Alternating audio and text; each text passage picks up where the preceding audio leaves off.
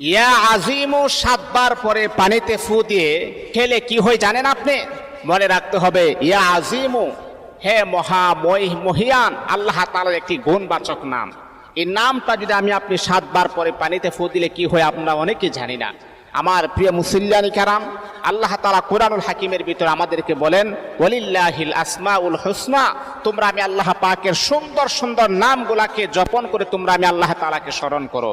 আমার প্রিয় বন্ধুগণ, আমরা যদি ইয়া আজিমু সূর্য উদয়ের সময় যদি আমরা 7 বার পড়ি, মনে রাখতে হবে যারা চাকরি হারায় ফেলেছেন, চাকরি হচ্ছে না, আপনারা এই নামটাকে 7 বার পড়ুন আর বলুন, আল্লাহ আমার চাকরি হচ্ছে না, তুমি আমার চাকরির ব্যবস্থা করে দেন।